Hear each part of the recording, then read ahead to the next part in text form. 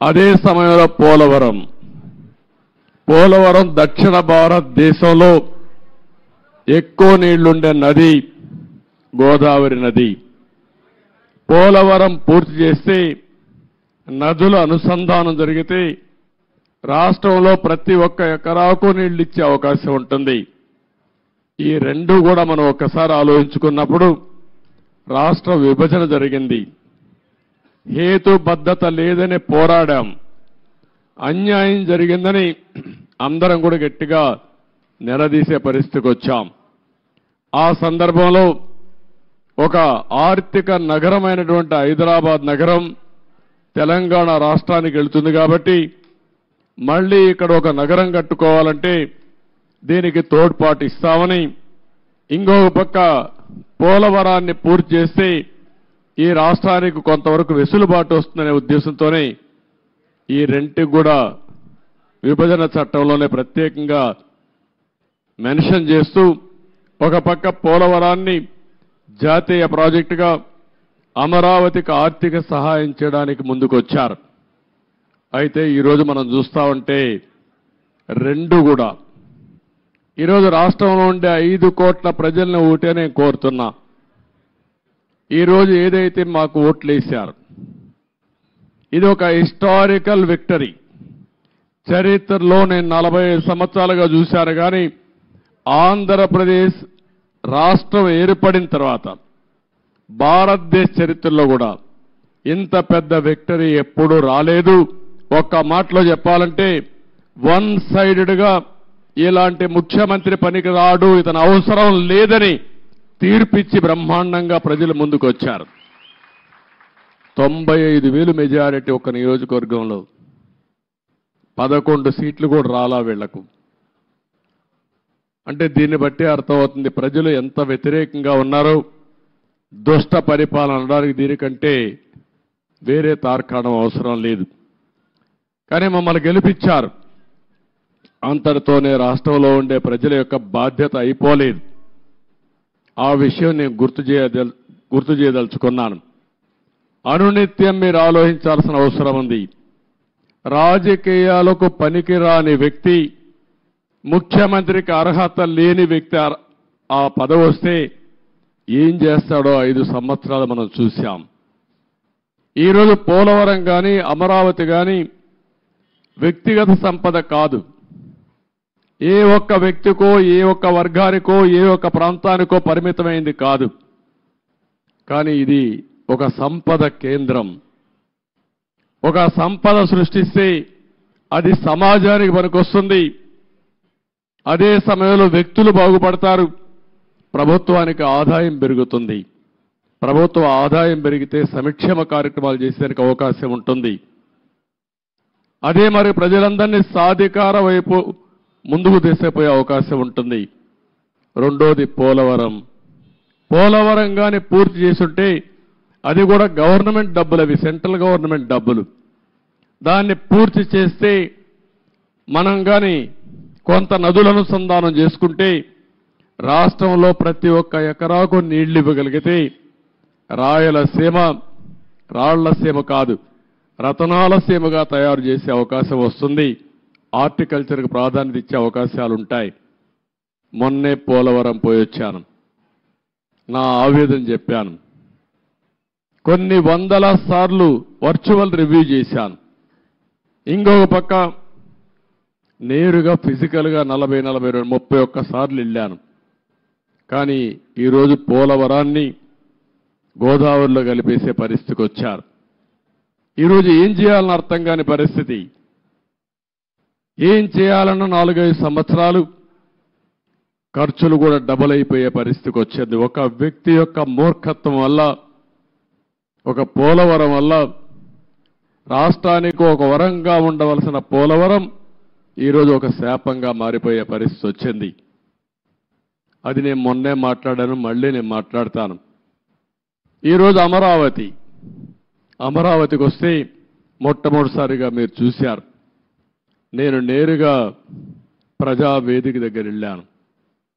ఎవరైనా ముఖ్యమంత్రి అయితే జరిగేదంతా కూడా ఒక మంచి కార్యక్రమంతో ప్రజల్ని మెప్పు తెచ్చుకోవడం కోసం పనిచేస్తారు. ప్రజావేదిక కూల్చి అక్కడి నుంచి పరిపాలన ప్రారంభించాడు. అక్కడి నుంచి నేను నేరుగా వచ్చాను. ఏదైతే ఆనాడు ప్రధానమంత్రి నరేంద్ర మోడీ గారు అమరావతికి ఫౌండేషన్ వేశారు, అక్కడ మీరు చూస్తే ఒక బాధ, ఆవేదన. 1631 రోజులు మీరు ఆందోళన చేయడం ఒక ఎత్తైతే, ఈ రాజధాని ప్రారంభించినప్పుడు రాష్ట్రంలో ఉండే ప్రతి ఒక్క గ్రామం, ప్రతి ఒక్క వార్డు నుంచి పవిత్రమైన మట్టిని, పవిత్రమైన జలాల్ని, అక్కడుండే దేవాలయాలు కానీ, మసీదులు కానీ, చర్చిలు కానీ, ప్రార్థనాలయాల్లో ప్రార్థనలు చేసి అందరి దేవుళ్ళ యొక్క ఆశీర్వాదాలు తీసుకొని పవిత్రమైన మట్టిని ఇక్కడికి తీసుకొచ్చారు. దేశంలో ఉండే అన్ని దేవాలయాలు, ప్రపంచంలో ఉండే అన్ని ప్రార్థనాలయాలు, అన్ని దిక్కల్లా ప్రార్థనలు చేశాం. దేశంలో ఉండే స్వాతంత్ర సమరయోధులు త్యాగమూర్తుల గ్రామం నుంచి కూడా పవిత్రమైన మట్టిని, పవిత్రమైన జలాలు తీసుకొచ్చాం. సాక్షాత్తు ప్రధానమంత్రి గారు పార్లమెంటు దగ్గర మట్టిని, పార్లమెంటు సాక్షిగా సంఘీభావాన్ని తెలియజేయడానికి యమునా జలాలు తీసుకొచ్చి వారు కూడా సంఘీభావాన్ని తెలియజేశారు. నాకు అనిపిస్తుంది ఆ మహిమే ఈ రోజు మనల్ని కాపాడిందని. నాకు అనుమానం లేదు. ఇక్కడ ఒక పవిత్రమైన ప్రాంతంగా తయారైంది. తాత్కాలికంగా కొంతమంది ఈ ప్రాంతాన్ని అతలాకుతలం చేయాలనుకున్న ఈ స్థల మహత్యం వల్ల మళ్ళీ తిరిగి నిలబెట్టుకోగలిగాం. అదే నాకు అనిపిస్తుంది. అక్కడ చూసినప్పుడు నేను మొట్టమొదటిసారిగా ఎక్కడైతే ఆ పవిత్ర మట్టిని కూడా ఇంకా పవిత్రంగా పెట్టాం, ఇక్కడుండే రైతులు కాపాడారు. ఇంకో పక్కన అక్కడ నమూనా కూడా నేను చూశాను. ఇక్కడుండే అల్లరి మూక ఆ నమూనాను కూడా దెబ్బతీసే పరిస్థితికి వచ్చారు. అక్కడనే యజ్ఞశాలకు వెళ్ళాను. ఆ రోజు యజ్ఞం చేసి మనం ఇది చేస్తే 1631 రోజులుగా ఇక్కడుండే మహిళలు మళ్ళీ యజ్ఞం చేస్తూనే ఆ మహిమను కాపాడారంటే ఆ మహిళలకు మనస్ఫూర్తిగా ధన్యవాదాలు, మనస్ఫూర్తిగా అభినందనలు. అలాంటి త్యాగం చేశారు. అక్కడి నుంచి నేరుగా ఒక్కసారి బిల్డింగుల దగ్గరికి వెళ్ళాను. 5 సంవత్సరాలు ఎక్కడ వేసిన మట్టి అక్కడే ఉంది. వీలైతే వీళ్ళు చేసిన పని విధ్వంసం చేశారు. ఇక్కడుండే పైపుల దొంగిలించకపోయారు, ఇసుక దొంగిలించకపోయారు, కడాన రోడ్లు వేస్తే మెటలు కూడా దోవకపోయారు. ఇది ఏ విధంగా అభివర్ణించాలో నాకైతే అర్థం కావడం లేదు. ఒక్క బిల్డింగ్ కూడా ముట్టుకోలేదు. ఒక్క రాజధానికి మనం ఆ రోజు కట్టినటువంటి అసెంబ్లీ బిల్డింగ్స్ ఉన్నాయి, పక్కనే సెక్రటరియట్ బిల్డింగ్స్ ఉన్నాయి, ఇంకో పక్క అమరావతి హైకోర్టు బిల్డింగ్లు కట్టాం. ఆ హైకోర్టు కూడా డిస్ట్రిక్ట్ కోర్టు కోసం కట్టిన బిల్డింగు, అవి మాత్రం మిగిలే పరిస్థితికి వచ్చాయి. ఈ యొక్క రాజధాని మనం చూస్తే దగ్గర ఈరోజు నేను అన్నీ తిరిగిన తర్వాత ఇప్పుడే నాకు అర్థమైంది ఏంటంటే ఏం చేయాలని అర్థం కాని పరిస్థితి. 5 సంవత్సరాలు రోడ్లన్నీ పూర్తి అయిపోయినటివి, సగంలో ఆగిపోయినాయి. కొన్ని అయితే 80% పూర్తి చేసి ఆగిపోయినాయి. అదే మాదిరిగా బిల్డింగ్స్. మొట్టమొదటిసారిగా నేను వెళ్ళింది శాసన మండలి, శాసనసభ అభ్యర్థులు ఎవరైతే ఎమ్మెల్యేలు, ఎమ్మెల్సీలు ఉండే క్వార్టర్స్కి వెళ్ళాను. 80-70% వర్క్ అంతా పూర్తయింది. మిగిలినటి ఎక్కడేసిన గొంగళ అక్కడే మిగిలిపోయింది. ఆ తర్వాత పక్కనుండే ఐఏఎస్ ఆఫీసర్స్, జూనియర్ ఆఫీసర్స్ యొక్క క్వార్టర్స్ చూశాను. అవి కూడా అక్కడే ఉన్నాయి. 70-80% పూర్తయింది. పక్కనుండే సెక్రటరీస్, అదే మాదిరిగా ప్రిన్సిపల్ సెక్రటరీస్ బిల్డింగ్లన్నీ ఉన్నాయి. అవన్నీ కూడా తుమ్మ చెట్లు మొత్తం మొలిచిపోయి ఇవన్నీ కమ్ముకుపోయే పరిస్థితి వచ్చింది. పక్కనే హైకోర్టు వస్తుంది. అక్కడనే అడ్మినిస్ట్రేషన్ కోసం 5 టవర్స్ని ప్రారంభించాం. ఇంకొక పక్కన అసెంబ్లీ బిల్డింగ్ వస్తుంది. దాని పక్కనే హైకోర్టు వస్తుంది. అక్కడనే జడ్జెస్ బంగ్లాలు వస్తాయి.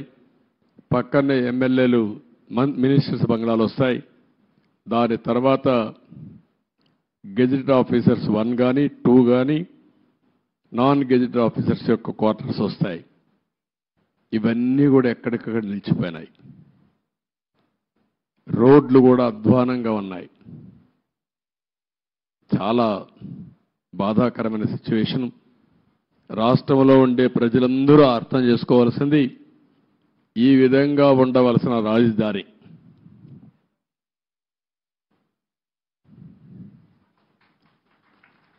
మనం ఆ రోజు ప్లాన్ చేసింది. నేను మళ్ళీ ఒక వైట్ పేపర్ ఒకటి రిలీజ్ చేస్తాం. అందులో డీటెయిల్స్ అన్నీ పెడతాం. ఈరోజు నేను ఫస్ట్ టైం వచ్చింది రాజధానిని చూడడానికి వచ్చాను. ఎక్కడున్నామో అధ్యయనం చేయడానికి వచ్చా. భవిష్యత్తులో ఏం చేయాలనో ఇక్కడ అమరావతిలో ఉండే రైతులే కాకుండా రాష్ట్రంలో ఉండే ప్రతి ఒక్కరూ సజెషన్స్ ఇచ్చే విధంగా ముందుకు పోవాల్సిన అవసరం ఉంది. తొందరలోనే ఒక వైట్ పేపర్ కూడా పబ్లిసైజ్ చేస్తాం. ఒక వైట్ పేపర్ పబ్లిసైజ్ చేసి ప్రజల అందరూ కూడా చర్చించుకోవాల్సిన అవసరం ఉంది. నేను ముందే చెప్పాను, ఇది ఏ ఒక్కరి కోసమో కట్టే రాజధాని కాదు. ఇది ప్రజా రాజధాని, భావితరాల భవిష్యత్తు కోసం రాజధాని, తెలుగు జాతి గర్వంగా తలెత్తుకుని తిరిగే రాజధానిగా ఉండాలి.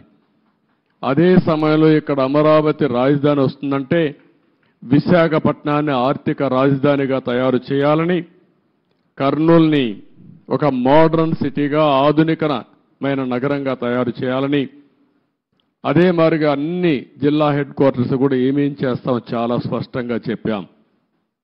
దాని ప్రకారమే మీరు చూస్తే 12 ఇన్స్టిట్యూషన్స్ గవర్నమెంట్ ఆఫ్ ఇండియా ఇస్తే కర్నూలులో IIT పెట్టాం. అక్కడనే ఉర్దూ యూనివర్సిటీ పెట్టాం. అనంతపూర్లో సెంట్రల్ యూనివర్సిటీ పెట్టాం. తిరుపతిలో ఐజర్ కానీ అదే వారిగా IIT కానీ పెట్టాం. ఇంకో పక్క విశాఖపట్నంలో IIM పెట్టాం. తాడేపల్లిగూడెంలో NIIT పెట్టాం. మంగళగిరిలో all India institute of medical science పెట్టాం. ఇంకొక పక్కన ఒంగోలులో IIT పెట్టాం. ఈ విధంగా అన్ని విజయనగరంలో ట్రైబల్ యూనివర్సిటీ పెట్టాం. అన్ని ప్రాంతాల అభివృద్ధి కోసం, సమగ్ర అభివృద్ధి కోసం ఆ రోజే చాలా స్పష్టమైన విధానాన్ని ప్రకటించాం.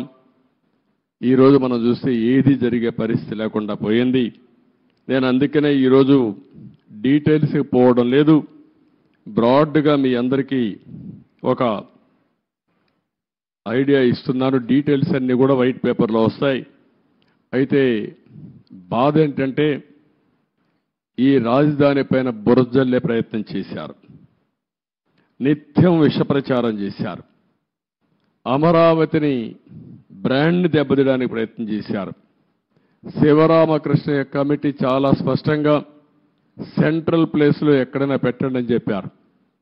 అంటే ఇది 12 పార్లమెంట్లు ఒక పక్క వస్తాయి, ఇంకొక పక్క 12 పార్లమెంట్లు వస్తాయి. గుంటూరు సెంట్రల్లో ఉంటుంది. ఎలిమెంటరీ స్కూల్ చదివే పిల్లవాడిని చెప్పినా ఎక్కడ మీ రాజధాని ఉండాలంటే ఈ ప్రాంతం అని మ్యాప్లో చూపించే విధానం ఇది. అందుకే అమరావతిని పెడితే దానిపైన మాట్లాడారు. ఇంకొక పక్కన మీరు అందరూ చూస్తే చాలా వరకు ఇన్సైడర్ ట్రేడింగ్ అన్నారు. ఇంకొక పక్కన స్విస్ ఛాలెంజ్ని అవహేళన చేశారు. విషయం చెప్పి సింగపూర్ లాంటి కన్సార్టియంని తరిమేసే పరిస్థితికి వచ్చారు.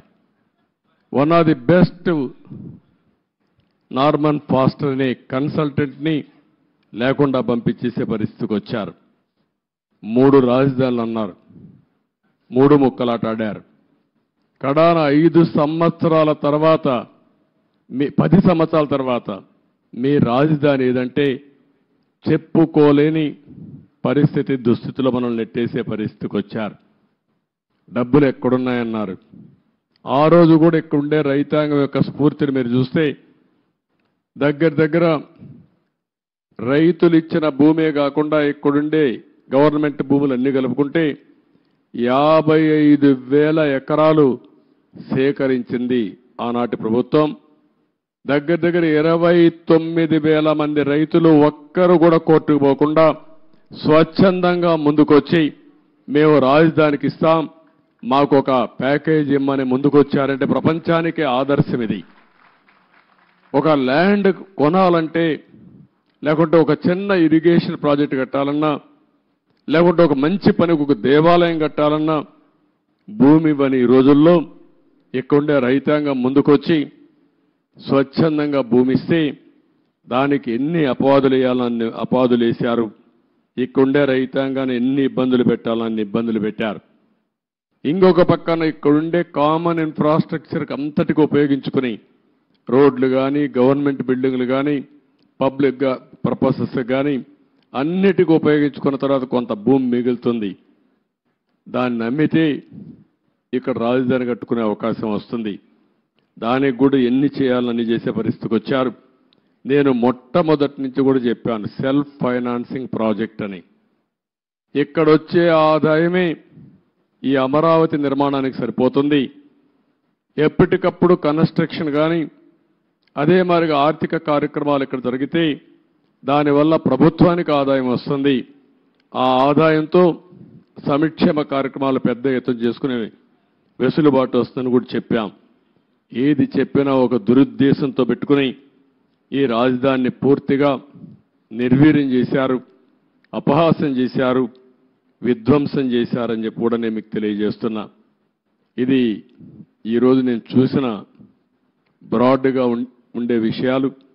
మీడియా మొత్తం బిల్డింగ్స్ అన్ని చూశారు, బూజు పట్టిపోయినాయి, కొన్ని డోర్స్ అన్ని పోయినాయి, కొన్ని అయితే ఎరగొట్టారు, విధ్వంసం చేశారు.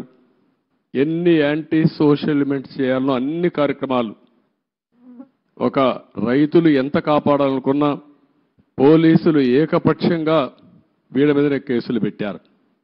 కాంట్రాక్టర్ల మెటీరియల్ ఇక్కడ పెడితే ఆ మెటీరియల్ దోచుకొని పోయే పరిస్థితికి వచ్చారు. అడిగితే వాళ్ళను కూడా కొట్టే పరిస్థితికి వచ్చారు. చాలా దారుణం, చాలా దౌర్జన్యం.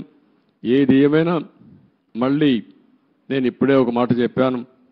ఒక పక్కన ప్రజలతో చర్చిస్తూనే ఎంత నష్టం జరిగింది రాష్ట్రానికి ఆ విషయాలు చెప్తూనే మొత్తం ఇక్కడ చూస్తే బ్రహ్మాండమైన బిల్డింగ్స్తో ఎక్కడికో వెళ్ళవలసిన ఈ రాజధాని ఈ తొమ్మంతా పెరిగిపోయి ఎక్కడికక్కడ బిల్డింగ్లు వేసిన ఫౌండేషన్ కానీ కొంత కన్స్ట్రక్షన్ కానీ కమ్మేసే పరిస్థితికి వచ్చింది.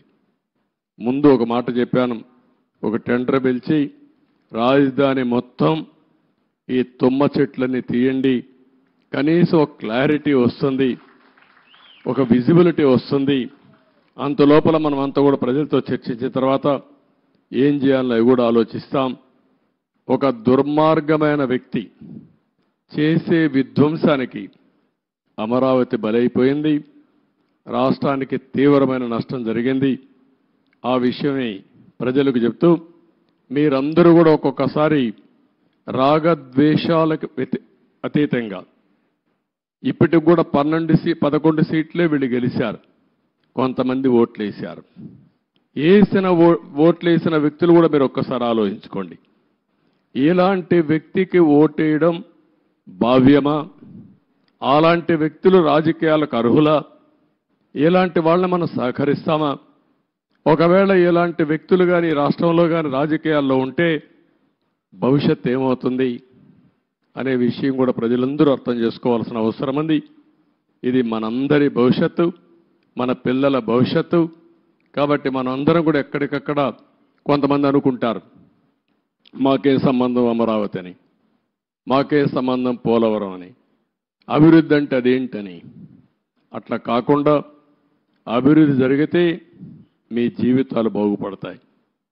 ఈరోజు ఏ గవర్నమెంట్ అయినా సరే ప్రభుత్వ విధానాల ద్వారా ప్రజా జీవితాలను మారుస్తుంది.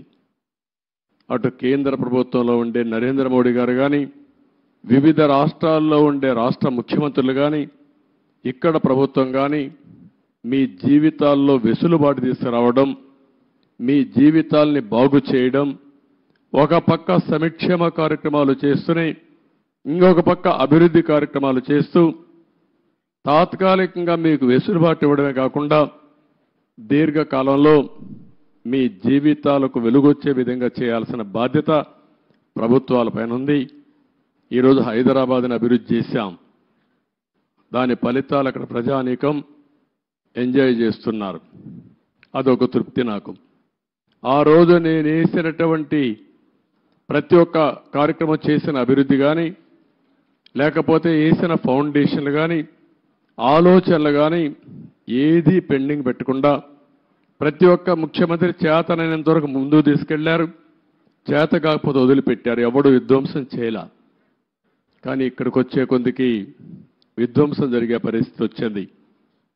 ఒక్క విధానం మీరు గుర్తుపెట్టుకోవాలి. ఒక్క ఐటీకి ప్రాధాన్యత ఇస్తే ఈరోజు ప్రపంచంలోనే తెలుగువారు బ్రహ్మాండంగా రాణించే పరిస్థితికి వచ్చారు. ఎన్నో సంవత్సరాలు కాలేదు, 25 సంవత్సరాలే.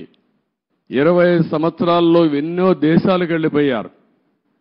నన్ను అరెస్ట్ చేసినప్పుడు చూస్తే నా జీవితంలో ఎప్పుడూ మర్చిపోలేను. 70-80 దేశాల్లో నిరసన తెలియజేశారంటే ఆ దేశాల్లో వీళ్ళు ఉన్నారని ఆశ్చర్యం వేసే పరిస్థితికి వచ్చింది. నిన్న కూడా మీరు చూశారు ఎన్నికల్లో అందరూ కూడా ఉదయం 8 గంటలకు 7 గంటలకు వచ్చి రాత్రి 2 గంటల వరకు ఓట్లు వేశారు. బయట ప్రాంతాల్లో ఉండే చిన్న చిన్న పనులు చేసుకునేవాళ్ళు, ఇంటి పనులు చేసుకునేవాళ్ళు పని వదిలిపెట్టి వాళ్ళు భోజనం ప్యాకెట్ తీసుకొచ్చి నేరుగా ఓటేసి మళ్ళీ వెళ్ళారు వాళ్ళ ఖర్చులతో. ఎక్కడో అమెరికా, ఆస్ట్రేలియా లేకపోతే ప్రపంచంలో వేరే దేశాల్లో ఉంటే లక్షల రూపాయలు ఖర్చు పెట్టుకుని వచ్చి ఓటేసి వాళ్ళ బాధ్యత నిర్వహించారు. ఈ విషయం ప్రతి ఒక్కరూ గుర్తుపెట్టుకోవాల్సిన అవసరం ఉంది. ఓటేయడం మీ బాధ్యత అనుకొని ఈ 5 ఏళ్లు చేసిన విధ్వంసం చూసిన తర్వాత మళ్ళీ మేము భరించలేమనే ఉద్దేశంతో మీరు ముందుకు వచ్చారు. కానీ ఈరోజు నేను ఇక్కడుండే ప్రజానీకాన్ని కోరేది ఒకటే, అనునిత్యం మీరు ఆలోచించాల్సిన అవసరం ఉంది. మాకు కూడా మీరు ఒక స్ఫూర్తిని ఇవ్వాల్సిన అవసరం ఉంది. ఎక్కడికక్కడ గైడెన్స్ ఇస్తూ ఉంటే, మాకు కూడా ఆలోచనలు ఇస్తూ ఉంటే మా ఆలోచనలు మీ యొక్క సమస్యలు రెండు కూడా జోడించుకొని మెరుగైన ప్రజా విధానాలకు రూపకల్పన చేస్తాం. దానివల్ల మీ జీవితాల్లో మంచి జరుగుతుంది. ఏ కార్యక్రమం చేసినా ప్రజల కోసం చేస్తాం కాబట్టి ప్రజలు ఇందులో భాగస్వాములు కావాల్సిన అవసరం ఉంది. అందుకే మొన్న పోలవరం పోయినప్పుడు కూడా చాలా స్పష్టంగా చెప్పాను. ఈరోజు అమరావతికి వచ్చినప్పుడు చాలా స్పష్టంగా చెప్తున్నా. అన్ని విషయాలు ఏమాత్రం అరమరకలు లేవు. మొత్తం మీ ముందర పెడతాం. మేము చేసే ప్రతి ఒక్క పని మీ యొక్క భవిష్యత్తు కోసం చేసే పని కాబట్టి మిమ్మల్ని అందరినీ భాగస్వాములు చేయడం మా ప్రధానమైన కర్తవ్యం ప్రజాస్వామ్యంలో. ఇది చేస్తూనే ఎప్పటికప్పుడు నిర్ణయాలు కూడా తీసుకుంటాం. ఎవరైతే తప్పుడు పనులు చేసి కడాన కంకర కూడా దొంగిలించారో అలాంటి వాళ్ళని క్షమించడం కరెక్ట్ కాదు. వీళ్ళకి అలవాటు అయిపోయింది. అవి చేయడంగానే కాకుండా మళ్ళీ ఇక్కడ వాళ్ళ ఇష్ట ప్రకారం రౌడీజం చేయడం, అందరినీ బెదిరించడం, అడ్డం వస్తే కొట్టడం, ఇష్టానుసారంగా ప్రవర్తించడం అన్నీ జరిగాయి. అవన్నీ కూడా ఏ మాత్రం కూడా ఎవ్వడి ఆటలు ఇక్కడ జరగనీయం. అవసరమైతే నిర్మోహమాటంగా అణిచివేస్తాం తప్ప ఇష్టానుసారంగా మేమేం చేసినా జరుగుతుంది. రౌడీజం చేస్తాం, రాజకీయాన్ని అడ్డం పెట్టుకుంటామంటే మాత్రం అది జరగనేకుండా చేస్తారని చెప్పి కూడా మీ అందరికీ హామీ ఇస్తూ మరొక్కసారి అందరికి కూడా ఇక్కడుండే రైతాంగానికి మనస్ఫూర్తిగా నమస్కారాలు. మిగిలిన అన్ని విషయాలు మాట్లాడతాను. మీకు ఏదైనా క్వశ్చన్స్ ఉంటే 1 or 2 media.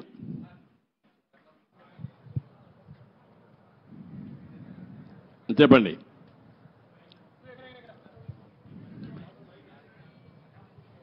Mic. Hello sir, 1 minute, mike. Mike ఎవరు ఇక్కడ? ఎవరికి ఇచ్చారు?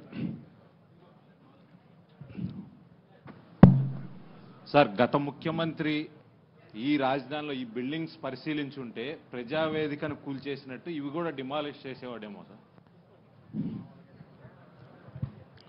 అది దేవుడు కాపాడాడు.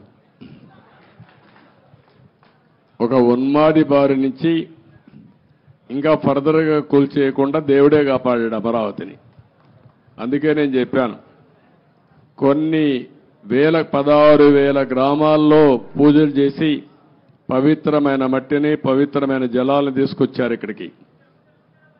పార్లమెంటు సాక్షిగా ప్రధానమంత్రి తీసుకొచ్చాడు. మొత్తం ప్రార్థనాలయాలు దేశంలో విదేశాల్లో నుంచి తీసుకొచ్చాం. పవిత్రమైన వ్యక్తులు పుట్టిన జన్మస్థలం నుంచి కూడా, అంటే స్ఫూర్తిదాయకంగా ఫ్రీడమ్ ఫైటర్స్ అన్ని వాళ్లే కాపాడారు. కాబట్టి మీరు కూడా కష్టపడ్డారు, రైతులు పోరాడారు, దేవుళ్ళు సహకరించారు. సార్, 5 సంవత్సరాల నుంచి ఏదైతే నిర్లక్ష్యానికి వదిలేశారో ఈ దాదాపు 80-90% కంప్లీట్ అయింది. అవి ఎక్కడ కూడా చెక్కు చెదరలా, యాజ్ ఈజ్గా ఉంది. అంటే మన నిర్మాణం కానీ అంతా కూడా బాగానే ఉంది. అన్నీ పూర్తి చేయడానికి దాని టైం బాండ్ పెట్టుకుంటారా? ఒక 3 years కానీ అలా పెట్టుకుని దానికి మీ సజెషన్ ఏంటి చెప్పండి. మిమ్మల్ని కూడా సజెషన్ సార్, అందరినీ సజెషన్ అడుగుతున్నాం. దాన్ని మీరు ఇచ్చే మంచి సూచనలు తీసుకొని ఆర్డర్ ఆఫ్ ప్రియారిటీ పెట్టి we will prepare action plan. Galla పెట్టి ఖాళీ అయిపోయింది, ట్రెజరీలో ఏమి లేదు, డబ్బులు లేదు, అప్పులు విపరీతంగా చేసేశారు. ఇవన్నీ వీలో పెట్టుకొని ఏం చేయాలో స్టెప్ బై స్టెప్ వర్కౌట్ చేస్తాం. Mike, media. Sir, what is going to be fate of Rushikonda Beach Palace? What's going to be? Will it be quoted as a monument of corruption? That's what rumors. What is your suggestion? You give me idea. Sir, you are the CM, sir. I am the CM. You are the citizen of. నువ్వు ఒక media responsibility ఉంది నీకు కూడా. నన్ను అడగడమే కాదు, నిన్ను కూడా చెప్పమంటున్నా. ఏం చేస్తే ఇలాంటి వాళ్ళని శాశ్వతంగా సమాజం నుంచి వెలేస్తామో అలాంటివి ఆలోచించాలి. మీరు ఒకటి ఆలోచించండి, ఇక్కడ డబ్బులు లేవు. 500 కోట్ల రూపాయలతో కొండను కొట్టేసి ఋషికొండ అంటే ఏంటి? ఋషులు అక్కడ తపస్సులు చేసిన ప్రాంతం అది. అలాంటి కొండని ఎప్పటి నుంచి కూడా మనం చూసి, ఇప్పుడైతే ఆధునికమైన పనిముట్లు ఇవన్నీ వచ్చాయి, కానీ ఒకప్పుడు విశాఖపట్నానికి వచ్చామంటే ఈ ఓడలు కానీ ఇవన్నీ ఋషికొండను చూసి గుర్తుపట్టి విశాఖపట్నం వచ్చామనే పరిస్థితి ఉండేది. అలాంటి పవిత్రమైన కొండని ఎన్విరాన్మెంట్లకి విఘాతం కలిగించే విధంగా కొట్టేశారంటే మనం గుర్తుపెట్టుకోవాలి. దాని కూడా అన్ని తప్పు ఇచ్చారు. అవన్నీ మళ్ళీ నేను మాట్లాడతాం. Sir, what about Prajavedika? You have visited Prajavedika and saw the debris there. Are you going to remove the debris and reconstruct the Prajavedika same place, or are you going to make it as a museum? ఏం చేయాలి నువ్వు చెప్పు. నువ్వు నిన్ను అడిగితే మీరంతా ఏంటంటే నన్ను క్వశ్చన్స్ అడుగుతున్నారు, నేను మిమ్మల్ని క్వశ్చన్స్ అడుగుతున్నా. ఇప్పుడు మీరు ఆన్సర్ చేయండి. నాకు ఏం చేస్తే బాగుంటుంది. ఇప్పుడు మా మిత్రుడు ఇచ్చాడు శ్రీనివాస్ ఒక మాట. అమరావతి ఉద్యమం 1631 రోజులు. 1 + 6 + 3 + 1 11 అన్ని అంకులు కలిపితే జగన్కు వచ్చిన సీట్లు 11. అంటే 2 సరిపోయినాయి. ఇదే దేవుడు రాసిన స్క్రిప్టు, ఇది దేవుడి స్క్రిప్టు. అక్కడికి చాలలేదు. ఈ 11 ఇవ్వడం కూడా కరెక్టా లేదా చర్చ జరగాల్సిన అవసరం ఉంది. అందుకే నేను మిమ్మల్ని అందరినీ కోరుతున్నా, కొన్ని దిక్కడ మాకు కూడా కొంతమంది ఇబ్బందులు వచ్చాయి. సరైన క్యాండిడేట్ నిలబడలేకపోయారు. నిలబడింది ఇక్కడ ప్రజలు ఎక్కడికక్కడ ముందుకు వచ్చి ఓట్లేశారు. కొన్ని సమస్యలు ఉన్నాయి. కానీ ఏది ఏమైనా ఇలాంటి వ్యక్తులు రాజకీయాలకు అర్హత ఉందా? ఇది చర్చ జరగాల్సిన అవసరం ఉంది ఈ రాష్ట్రంలో. Sir, people are confident that you can complete entire Amravati construction, complete the buildings and everything. That's why they gave good verdict. They gave good verdict. Majority of the seats, 161 seats like that. Majority ఇస్తే అయిపోయింది వాళ్ళ పని. మీ పని అయిపోయిందా? Yes, sir, we are confident that you can build, No, complete them. you are confident. ఎట్లా build చేయాలో కూడా ఆలోచనలు ఇవ్వండి అందరూ కూడా. సార్ ఇప్పటికీ ఒక ప్రశ్న రాజధాని అండి. నిర్మాణానికి చాలా అమరావతిని ఖర్చు అయింది సార్. నిర్మించలేదు ఈ కానీ రోజు మీరు మొత్తం విజిట్ చేశారు కదా సార్, అప్రాక్సిమేట్లీ దీని నిర్మాణానికి ఎంత ఖర్చు అవుతుంది, మీరు ఎన్ని రోజుల్లో చేస్తారు? ఇప్పుడు నిన్ను అడగాలి నేను క్వశ్చన్. నిన్ను నేను నియమిస్తే నువ్వు ఎట్టగడతావు చెప్పని అడగాలి నేను ఇప్పుడు. కాబట్టి క్వశ్చన్ అడగడం చాలా ఈజీ, కానీ ఆలోచించి చెప్పడం చాలా కష్టం. సీఎం గారు నేను ఇంతవరకు ఎంత డబ్బులుంది ఖజానాలో తెలియదు. నిన్నే నేను చూసా. ఆఫ్ బారోయింగ్, ఆన్ బారోయింగ్ రెండు ఉన్నాయి. కొన్ని లెక్కలు చూపించి బారో చేశారు, కొన్ని లెక్కలు చూపించకుండా బారో చేశారు. మద్యం కూడా రాబోయే రోజుల్లో వచ్చే ఆదాయాన్ని తాకట్టు పెట్టి బారో చేశారు. అది కూడా ఎంత బారో చేశారు ఇంకా ఎతకాలి.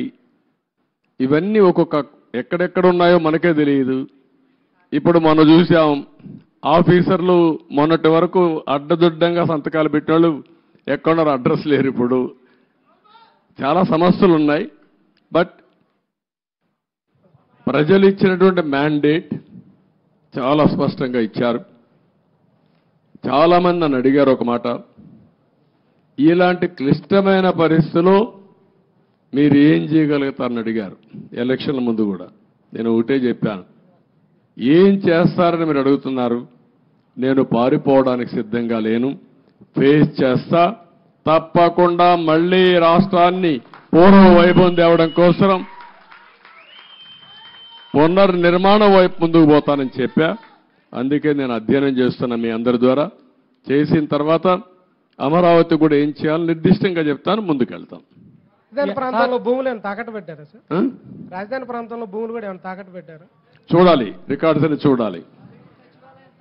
సచివాలయం అయితే సచివాలయాలు పెట్టారు, ఇక్కడ సచివాలయం కూడా పెట్టారనుకుంటాను.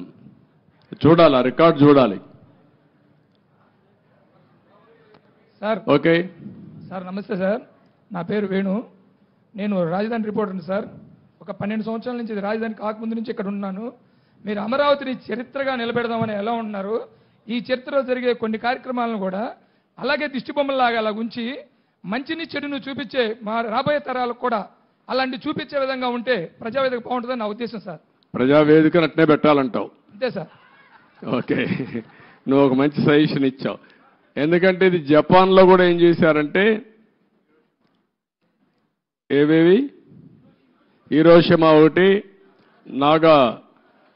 నాగసాకి అనుకోండి, నాగసాకి 2 సెకండ్ వరల్డ్ వార్లో మొత్తం బాంబులేసి మొత్తం డివాస్టేషన్ జరిగితే కొన్ని డికేడ్స్ అక్కడ పుట్టిన వాళ్ళు కుంటిగా గుడ్డిగా పుట్టారు. పంటలు కూడా రాలేదు, భూములు కూడా ఇది అయిపోయినాయి. అవన్నీ గుర్తుగా 2 ప్రాంతాలను ఇప్పుడు కూడా అట్లనే పెట్టారు. అంటే దానికి కారణం దాన్ని ఒక స్ఫూర్తిగా తీసుకొని మళ్ళీ మనం కష్టపడాలని అనునిత్యం ప్రజలకు గుర్తు చేశారు. ఈరోజు అదే 2వ ప్రపంచ యుద్ధంలో దెబ్బతిన్న జపాన్ ప్రపంచంలోని అగ్రదేశంగా తయారైందంటే ఇలాంటివి చూసి పట్టుదల పెంచుకోవడం. అదే మరి మిత్రుడు ఇప్పుడు చెప్పాడు, ప్రజావేదికను కూడా యాజ్ ఇట్ ఈజ్ పెడితే చాలా బాగుంటుందని. అది కూడా ఒక మంచి ఆలోచన. Let us see. Okay,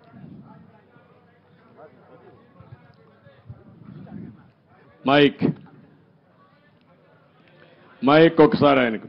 hello hello స్వీకారం చేసిన తర్వాత కూడా సీడ్ యాక్సెస్ రోడ్డు మీద అర్ధరేతులు ఇసుక అక్రమ రవాణా జరుగుతుంది సార్. దాని మీద అంటే నేరాలు అలవాటైన వాళ్ళకి ఇంకా కూడా మారలేకపోతున్నారు. ఒకటే చెప్తున్న అధికార యంత్రాంగానికి కూడా, ఏ అధికార యంత్రాంగం ఇప్పుడు రాష్ట్రంలో ఉన్నారో మళ్ళీ ఎక్కడ లాలూచలుంటూ వదిలిపెట్టండి, ప్రజాహితం కోసం పనిచేయండి.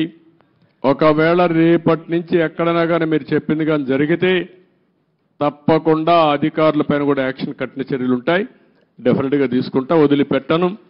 మీరు కూడా ప్రజల్లో చైతన్యం రావాలి, గట్టిగా నిలదీయండి. ముందు మారిగా బాధితులపైన దాడి చేస్తే ఎట్టి పరిస్థితులు నేను వదిలిపెట్టను. ప్రజాహితం కోసం ఎవరు ముందుకొచ్చి పనిచేసినా వారికి పూర్తిగా అండగా ఉంటాం. మీరేం భయపడాల్సిన పని లేదు. అమరావతిలో ముందుగానే ఈ కార్యాచరణ ప్రణాళిక స్టార్ట్ అవడం కోసం ఏ అయితే ఎక్కువ శాతం బిల్డింగ్లు 60-70% పూర్తయ్యాయో వాటన్నింటినీ ఇంత ముందులాగా పలానా బిల్డింగ్ పలానా శాఖకి అని కేటాయించినట్లు కాకుండా ఏదైతే మన ప్రభుత్వం నడవడానికి వేగంగా నడవడానికి అవసరమో వాళ్ళకి కేటాయించైనా ఇక్కడ జనసంద్రాన్ని దీన్ని పెంచి త్వరగా అమరావతి అనేది కార్యాచరణలోకి రావాలని రిక్వెస్ట్ చేస్తున్నాం సార్. అదే మొత్తం అదే కదా, మన ఆలోచన కూడా అవే కదా. ఏవేవి తొందరగా అవుతాయి, ఏవేవి అవసరం ఉంటుంది, రెండు కూడా ప్రాధాన్యత క్రమంలో పెట్టుకొని ఎంత తొందరలో పూర్తి చేయాలో పూర్తి చేస్తాం, యాక్టివిటీ కూడా పూర్తి చేస్తాం. ఓకే. ప్రజా రాజధాని అమరావతిని రాష్ట్రాన్ని కాపాడుకోవడానికి ఖండాంతరాలు దాటి ఎన్ఆర్ఐలందరూ వచ్చారు సార్.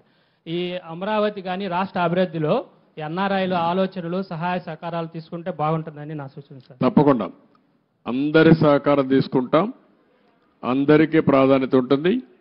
వాళ్ళు భాగస్వాములు అయితే వెల్కమ్ చేస్తాం. తప్పకుండా ఇవన్నీ కూడా ఒక యాక్షన్ ప్లాన్ తయారు చేసుకుంటాం. థ్యాంక్ యూ అని అంటాం.